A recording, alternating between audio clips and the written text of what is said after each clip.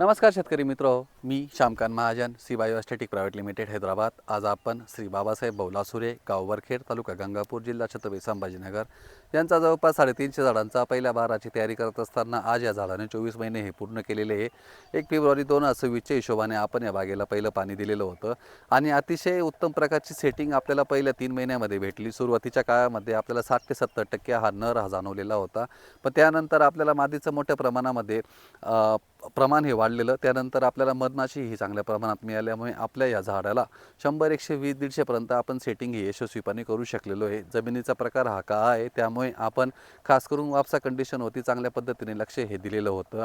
अतिशय सुंदर प्रतीचे रिपोर्ट सी बायो एस्थेटिककडनं, त्यामध्ये खास करून BT gold, C platino, C 999, MSK, न्यूट्रिक्सेलेस अशा विविध औषधांचा वापर हा केलेला आहे। ड्रिपच्या माध्यमातून आपण बेसल डोसमधून प्रोमयुक्त खतांचा वापर, इंडी रूट्स क्रिया पावडर या खतांचा वापर हा जैविक पद्धतीने केलेला आहे। आपण रासायनिक खतांचा काही प्रमाणामध्ये वापर केलेला आहे, कारण की आपण हा प्लॉट लागवड करताना अगोदर अद्रक आणि त्यानंतर डाळिंबाची लागवड ही केलेली होती, त्यामुळे चांगल्या पद्धतीने आपल्याला या जमिनीमध्ये ऑर्गॅनिक मॅटर हे मिळालं।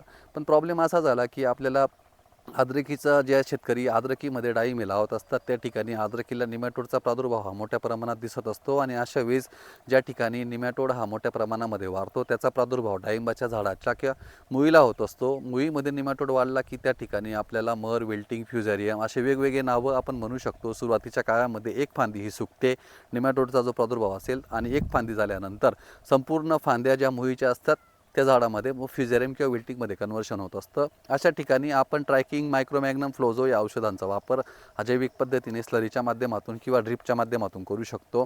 त्याच पद्धतीने आपल्याला साईज डेव्हलपमेंटच्या हिशोबाने सेटिंग झाल्यानंतर आपण परत एकदा त्यांना इंडी रूट्स या खताचा वापर हा केलेला आहे। आत्ता आपण ज्या साईजमधून चाललो आहे 200 ग्रॅम 250 ग्रॅमच्या साईजमधून चाललो आहे। आतून 1.5 ते 2 महिना आपला प्लॉट हा निघायला टाईम आहे।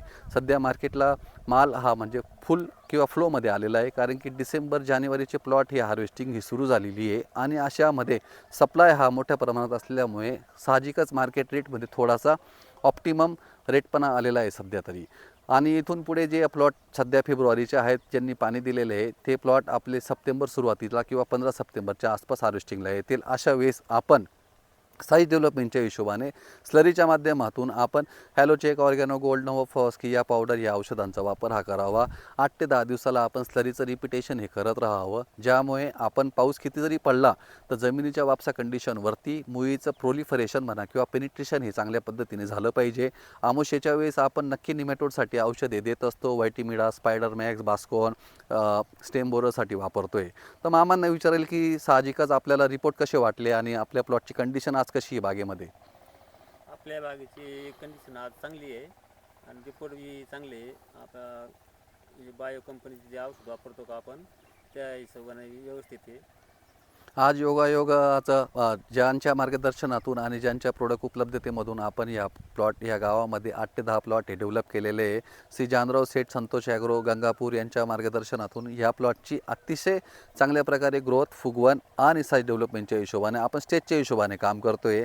येत्या 1 ते 1.5 महिन्यामध्ये पाऊस हा जर वाढला तर नक्की आपल्या प्लॉटमध्ये कोलेटोट्रिकम किंवा प्लेग म्हणा किंवा फुंशी म्हणा किंवा ज्या ठिकाणी दाटी असेल त्या ठिकाणी आपल्याला बॉइलिंगसारखा प्रकार हा जाणवेल।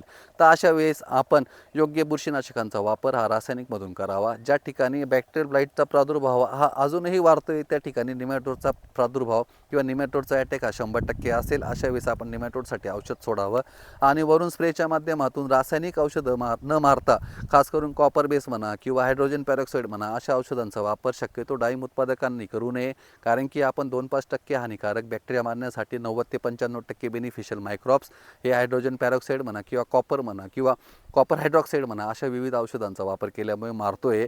आपल्याला विविधता टिकवणे किंवा मिळवणे बागेमध्ये गरजेचं आहे। आपण जितके पानं, फळं, फुले हे बागेमध्ये दिसतोय त्याच्यावरती आपण नॅचरल मायक्रो ऑर्गॅनिझम्स हे डेव्हलप करतोय श्री बायोच्या माध्यमातून। ज्या ठिकाणी तेलाचा प्रादुर्भाव हा खूप मोठ्या प्रमाणात ॲक्टिव्ह असेल किंवा सुरुवात असेल त्या ठिकाणी मायक्रोमॅग्नम, फ्लोझो, ट्रायकिंग, अवतार किंवा झिंक बेस फंजीसाईडमध्ये आपण औषधांचा वापर हा करावा। जे शेतकरी जास्त अँटीबायोटिकचा वापर करतील त्या ठिकाणी आपल्याला झाडं हे स्ट्रेसमध्ये गेलेले असतील. ज्या ठिकाणी झाडं हे स्ट्रेसमध्ये गेलेले म्हणजे त्या ठिकाणी मुळी ही थांबलेली आहे, झाड ही स्तब्ध आहे आणि केन ही थांबलेली आहे, अशा ठिकाणी साईज ही थांबून जाते. त्यावेळेस आपण झाड रनिंग करण्यासाठी विविसाइड सी प्लॅटिनो MSK या औषधांचा वापर करावा.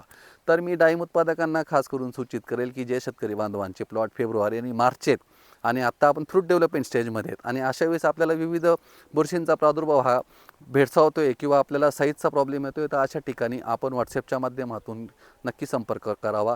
नक्की योग्य मार्गदर्शन करण्याचा प्रयत्न सी बायोस्टॅटिक माध्यमातून नक्की करण्यात येईल. एवढेच मी या व्हिडिओमधून स्पष्ट करेन. खूप खूप आभारी.